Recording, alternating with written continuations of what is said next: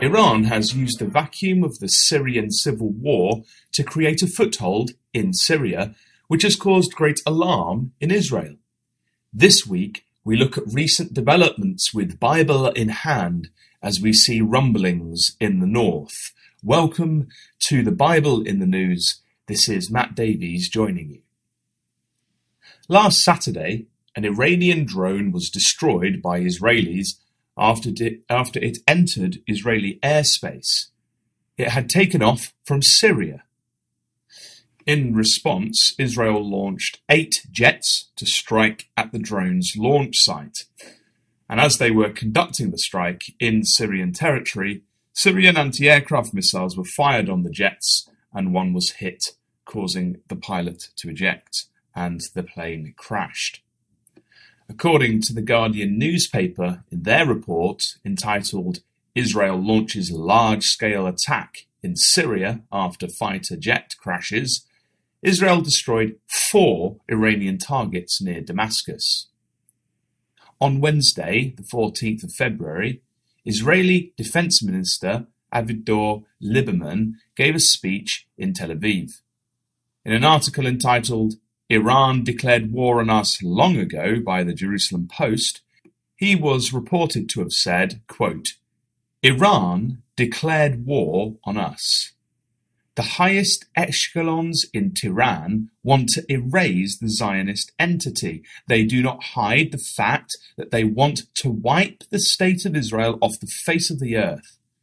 Iran is also fighting us through its proxies, Hezbollah, Islamic Jihad, and now Hamas, and of course the Syrian regime. Therefore, it is a daily war, not only in the military aspect, but also in the realm of international terrorism, and we do everything in order to preserve Israel's security." End quote. The article goes on to say that Lieberman was disturbed by what was happening on Israel's northern front.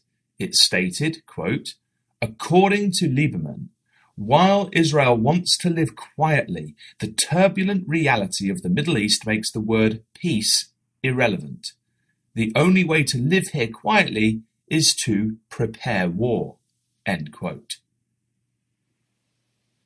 So it's all heating up to the north of Israel, and it might not take much for things to escalate. Interestingly, Iran is closely allied with Russia, and so any conflict with Israel could easily see Russia sweeping back down into Syria in order to ease tensions. So why is this interesting to the Bible student?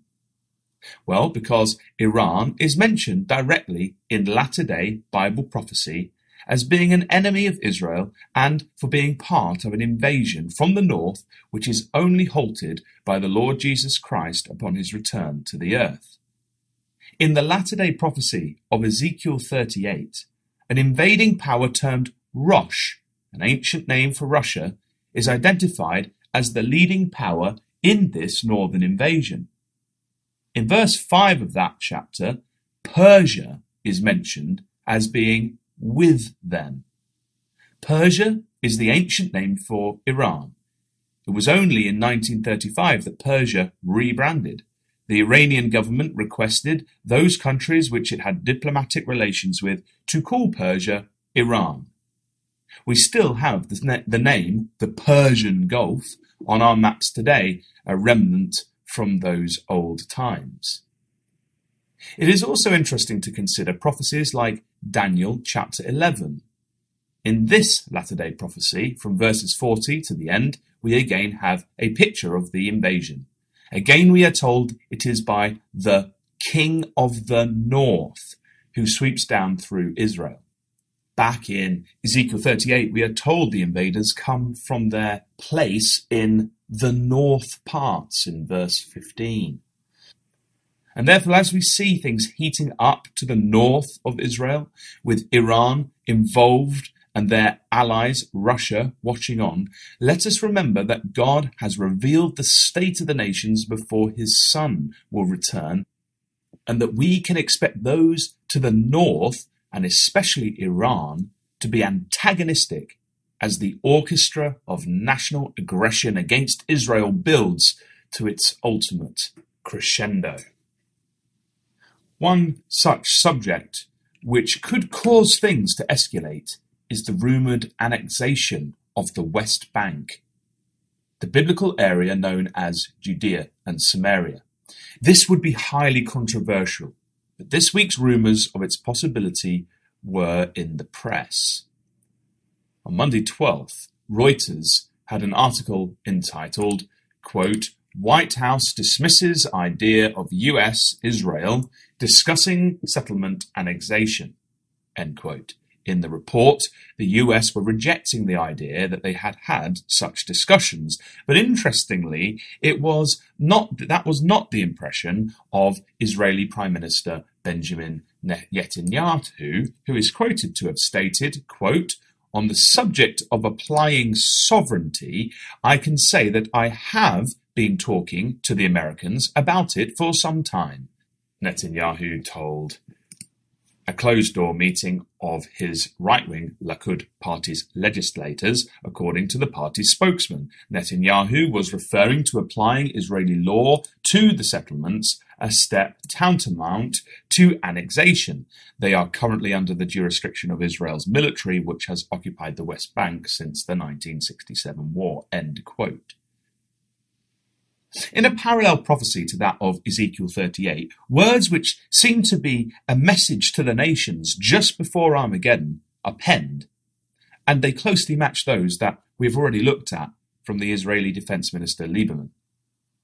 He stated that the only way to live here quietly is to prepare war.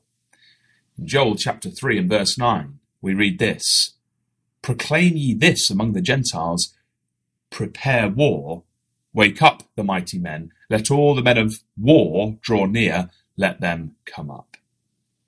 The chapter goes on to explain the dramatic battle of the conflict between the nations and God, who will use the battle to judge the nations, verse 12, who come against the regathered people of Judah and Jerusalem, in verse 1. This is the great battle of Armageddon that is mentioned in Revelation 16. It is at this time of this invasion of the nation of Israel that we read that God acts. We read in Joel chapter 3, "The Lord Yahweh also shall roar out of Zion and utter his voice from Jerusalem, and the heavens and the earth shall shake. But the Lord Yahweh will be the hope of his people and the strength of the children of Israel."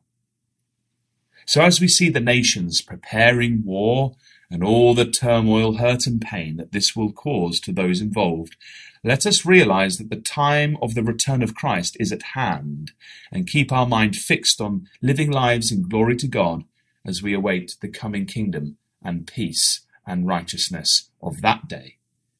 The Lord Jesus Christ taught us to seek first the kingdom of God and his righteousness.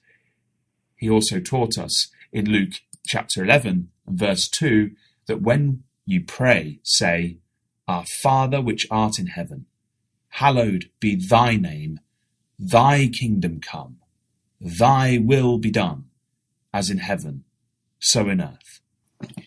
How we look forward to the return of Christ, the Son of David, to return and to sit on the throne of his father David and restore the kingdom again to Israel, to rule in righteousness and in peace, and for the time when the law shall go forth from Zion and the word of Yahweh from Jerusalem.